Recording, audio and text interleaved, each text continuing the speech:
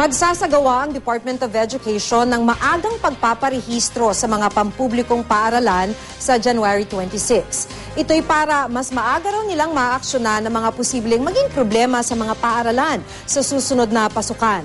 Isa na riyan ang kakulangan sa silid-aralan. Makibalita tayo kay Katrina Aquino ng GMA Dagupan.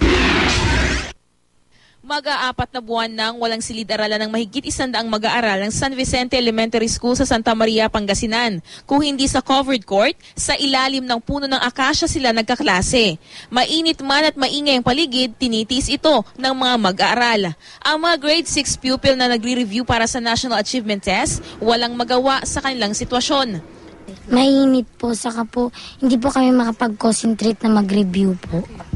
Kasi po pag nagkakanta po sila sa kabila, kuwan po maingay. Tapos po, pag nagre-review rin po kami na...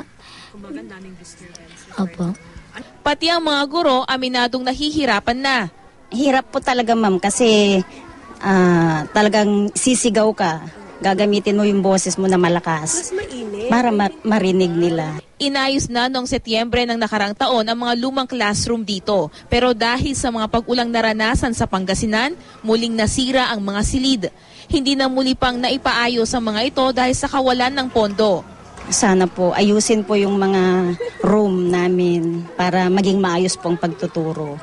Gusto ko po mapagawa na po yung mga classroom namin lahat. Balik na sa normal. Opo.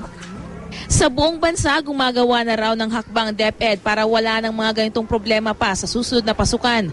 Magsasagawa ang ahensya ng maagang pagpaparehistro sa January 26, partikular sa mga batang papasok ng kindergarten at grade 1. May early registration din para sa mga transferee at out-of-school youth.